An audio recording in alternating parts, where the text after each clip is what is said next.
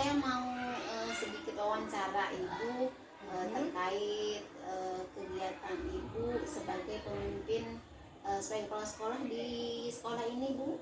Oke, ya terima kasih malahan. Cuman ya kalau bisa saya bantu sedikit-sedikit. Kalau enggak kan malah lebih pinter. Sama Besok, aja Ibu. monggo, Baik, monggo, terima monggo. kasih. Langsung aja ya Bu ya. Siap. Yang pertama mungkin saya mau menanyakan pernah nggak sih Bu, atau bagaimana Ibu mengidentifikasi nih permasalahan-permasalahan yang ada di sekolah, terutama yang berkaitan dengan dilema etika atau besukan moral yang sifatnya Ibu ada dua hal yang bertentangan, tapi harus ada yang Ibu putuskan gitu demi kepentingan bersama. Etika ya. Iya Bu. Etika di sini di kampung, sepulang kampung maaf ya, emang banyak sekali yang timbul lah kan, dimana etika itu kan penilaian ya, yang dinilai ya penilaian lah ya individu masing-masing. Teman ini etika masalah pendidikan ya. Iya Bu. Oke. Misalkan ini Bu, pernah nggak sih di sekolah ini Ibu menghadapi ada siswa ataupun guru, misalkan siswa lah misalkan dia secara aturan misalnya sebenarnya tidak bisa sesuai gitu, misalnya jarak masuk, kemudian mungkin nilainya rendah, tapi di sisi lain dia memang harus diloloskan gitu. Ya, itu salah satunya termasuk etika kan, kesepakatan. Betul. Di sini juga ada memang banyak. Ada contohnya tuh sering tidak masuk. Nilainya juga kurang, tapi sesuai dengan ininya juga harus naik gitu. Ya gimana lagi? Nah, itu kan Ibu alami ya Bu. Betul. Terus selama ini untuk mengambil satu keputusan itu kan tadi ada dua hal yang bertentangannya Bu. Dua-duanya benar, dua-duanya itu mengandung nilai kebajikan. Nah, bagaimana Ibu memutuskan hal tersebut? Ya untuk memutuskan hal tersebut ya kita ya harus berdiskusi dengan yang isi sekolahan, contohnya guru-guru, kurikulum terutama yang bisa ini ya, wali kelas gitu. Prinsip-prinsip nilai itu yang bagaimana sih yang harus disepakatin supaya bisa naik kan, karena kalau tidak naik kan kasihan. Iya, siap Ibu. Nah, selanjutnya nih Bu, ada nggak prosedur tertentu yang Ibu lakukan nih untuk menyelesaikan kasus ini nih? Prosedur tertentu gitu. Ya kita juga mencoba mengidentifikasi ya, contohnya tadi ada yang nggak masuk banyak, kok harus naik, itu harus diidentifikasi kenapa itu alasannya. Terus tadi nilai kan, dimana kelulusan itu kenaikan juga harus disesuaikan dengan nilai KKM berapa, tapi ternyata ya itu kembali lagi harus dimusyawarahkan. Bertahap ya Bu ya, dari identifikasi masalahku di kelas gitu. Iya.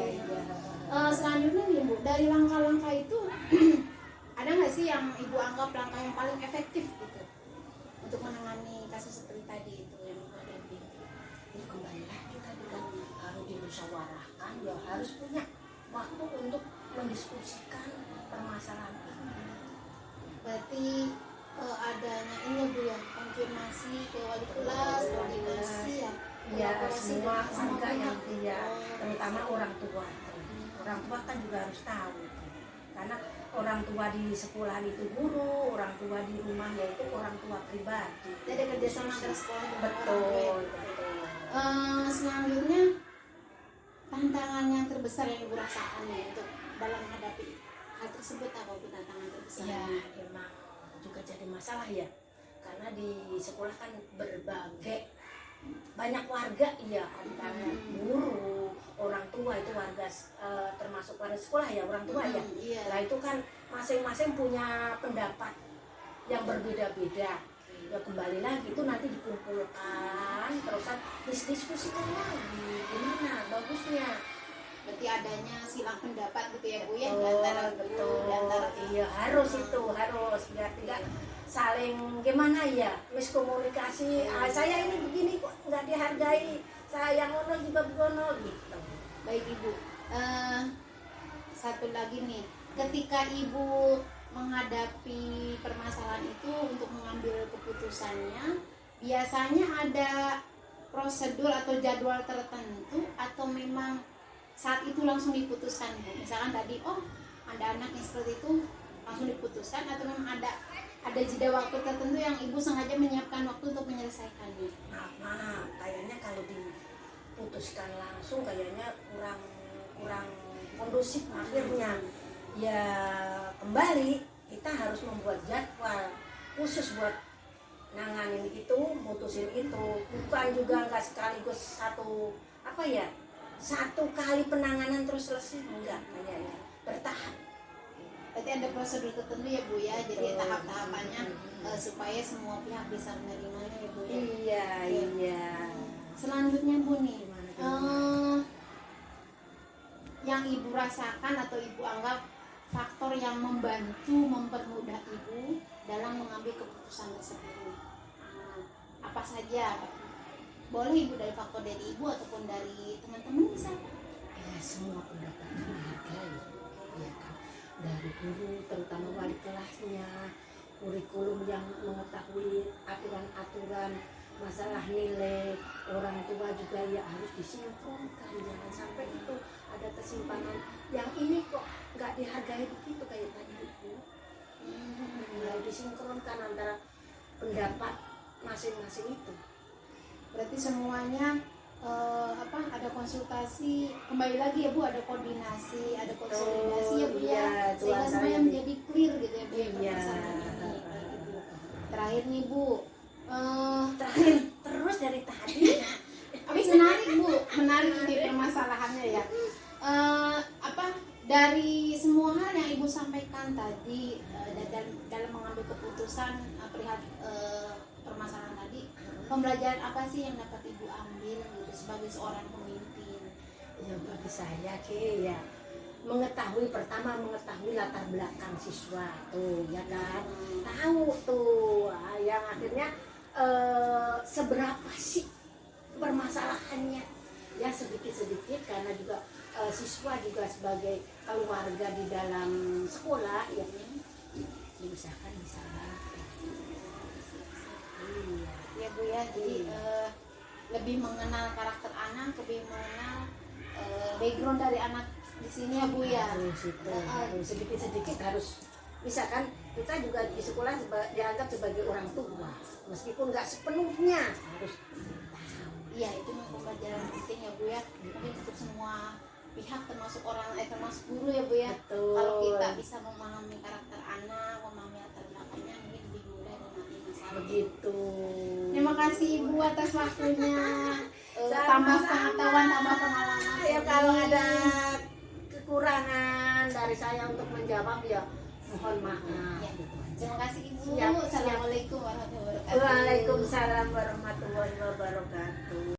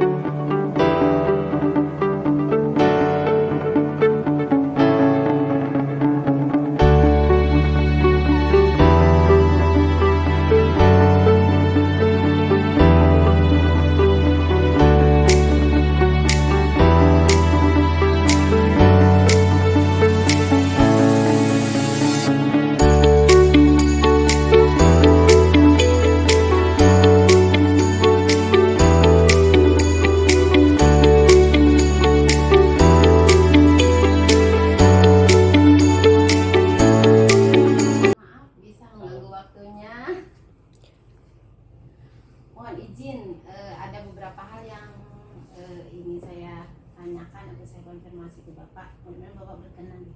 Oke.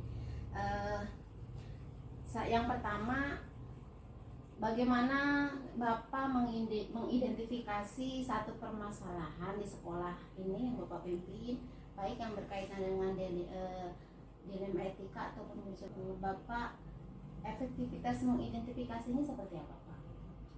Identifikasi dalam artian coba Iya, dalam artian bahwa ini di sekolah yang Bapak pimpin ini ada satu permasalahan yang mengandung ataupun rujukan moral. Ya. Biasanya kalau di sini biasanya itu kan memang muncul dari wali kelas, kemudian muncul ke BK dan sebagainya. Ketika mereka guru-guru itu tidak bisa menyelesaikannya, maka diadakanlah sebuah yang namanya konferensi kasus. Nah, konferensi kasus ini akan menghasilkan keputusan-keputusan. Ada wali kelas, ada guru, perwakilan guru, ada guru BK, di situ ada kepala sekolah. Itu kita sepakati hal-hal yang mana nih yang harus kita sikapi seperti apa. Kalau identifikasi atau prosedur seperti itu. Berarti ada koordinasi gitu ya? Ada koordinasi, nggak ujug-ujug langsung ke kepala sekolah. Saya nggak mau menangani kalau langsung. Kemudian ini Pak, ketika permasalahan itu muncul, bagaimana Bapak menjalankan prosedur pengambilan keputusan itu? Apa cukup dengan koordinasi pihak tadi atau memang melibatkan pihak lain? Tadi kan Bapak sampaikan wali kelas, BK. Ya, ketika kita sudah melaksanakan konferensi kasus secara internal di sekolah, keputusan terakhir sebenarnya di kepala sekolah. Tetap kebijakan ada di kepala sekolah. Cuma kepala sekolah akan mengembalikan, berupaya bagaimana teman-teman ini menyikapi dari berbagai sudut pandang, tentunya kan seperti itu. Dan kemudian juga ketika permasalahan itu kita tidak bisa selesaikan langsung, artinya ada faktor-faktor tertentu yang kita harus melibatkan eksternal dari sekolah, misalkan komite atau orang tua atau mungkin pihak lain dari kalau misalkan terkait dengan kegiatan apa hal-hal yang mungkin sifatnya melibatkan Babinsa atau siapapun yang dari luar. Ketika memang itu diperlukan, kita akan libatkan itu. Jadi kita nggak bisa ujug-ujug langsung memberikan sebuah keputusan di sekolah tanpa melibatkan, minimal komite ada. Komite tahu anak ini punya masalah dan masalah ini tidak bisa kita selesaikan secara internal di sekolah, sehingga kita melibatkan pihak eksternal. Berarti tadi yang Bapak sampaikan itu sudah menjadi langkah-langkah atau satu prosedural dalam mengambil keputusan Bapak. Betul. Ketika proses kegiatan yang sifatnya harus mengambil sebuah kebijakan-kebijakan yang sifatnya sangat-sangat urgen, maka prosedur itu harus kita lakukan sehingga kita tidak akan ada masalah di kemudian hari kan, karena kita sering banyak pengalaman dari satu hal, dari satu permasalahan kita ujung-ujung ngambil ini, ternyata di kemudian hari ada tuntutan ini itu dan sebagainya. Kita nggak mau seperti itu, maka kita sepakati bareng semua harus sama, satu persepsi, satu pandangan bahwa ini masalahnya seperti ini, mereka paham sehingga bulat gitu, bulat. Berarti ada persamaan persepsi Harus ya, Pak, harus ada. menghilangkan ada akibat di setelah Nah itu kita yang kita khawatirkan kan zaman sekarang begitu, satu yang nggak puas ujungnya jadi masalah.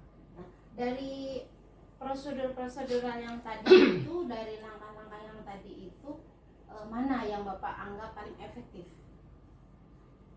Paling efektif dalam menyelesaikan permasalahan tadi. Di antara tadi kan melibatkan pihak luar, misalkan Babinsa, guru-guru. Prosedur yang paling efektif, langkah pertama yang paling efektif itu yang mana, Pak? Langkah pertama yang mungkin ketika bicara efektif ya sebenarnya itu langkah-langkah yang mungkin di situ ya kita bisa ambil sesuatu hal yang ini loh bisa diambil sebuah keputusan, ini tidak dan sebagainya. Tetapi ketika berbicara tentang efektif atau tidak efektif, kita lihat proporsi masalahnya seperti apa. Kalau masalahnya jelas bisa kita selesaikan di dalam, ya sebenarnya udah efektif gitu. Tetapi ketika tidak kita bisa selesaikan, maka kita harus melibatkan semua pihak. Berarti proporsi masalah yang dilihat. Nah, kita proporsinya harus dilihat sebesar apa masalah itu. Baik. Selama selama ini Pak nih, selama Bapak memimpin di sini, tantangan apa sih yang sering Bapak hadapi dalam pengambilan keputusan seperti tadi? Tantangan yang paling ini sebenarnya kalau saya secara pribadi orangnya gak tegaan. Iya siap Gak tegaan, apalagi terkait dengan yang namanya memberikan sebuah keputusan, kembalikan ke orang tua atau tidak. Itu satu hal yang berat karena banyak sekali hal-hal yang harus kita pikirkan, kita pertimbangkan. Antaranya ya tidak sedikit anak yang mungkin katakan terkait dengan kenakalan anak, kemudian ujungnya itu anak harus dikembalikan ke orang tua. Tetapi kita berpikir lagi, ketika dikembalikan ke orang tua, justru mereka orang tuanya nggak mampu, kemudian akhirnya mau mindahin ke sekolah mana nggak mampu, nggak ada duitnya kan, ke sekolah lain kan harus ada biaya, beli seragam lagi, beli ini beli itu lagi, akhirnya udah nggak usah sekolah. Nah itu yang paling berat kita selaku pendidik. Kita tahu bahwa tanggung jawab pendidikan adalah bagaimana semua warga negara ini bisa meraih pendidikan, kan intinya itu, apalagi usia-usia sekolah. Nah itu yang selalu jadi permasalahan yang paling berat. Ada rasa apa ya Pak, di satu sisi aturan, di satu sisi belas kasihan dan keadilan kita ya Pak ya. Itu di situ memang dilematis, cuma ya bagaimana kita menyikapi itu semua. Paling tidak apa yang kita ambil, upaya yang kita lakukan itu lebih sedikit resikonya, lebih sedikit resikonya. Jadi bukan justru kita malah kita ambil yang kita aman, tapi justru resiko buat mungkin anak atau orang tua malah jadi berat. Berarti memperhatikan jangka pendek dan jangka panjangnya. Iya Pak, harus ya? seperti itu Bu. Iya. Susah. Selanjutnya Pak, ketika itu dalam mengambil satu keputusan dari satu permasalahan, biasanya Bapak secara langsung menentukan atau memang ada jeda atau menyiapkan jadwal tertentu untuk penyelesaiannya?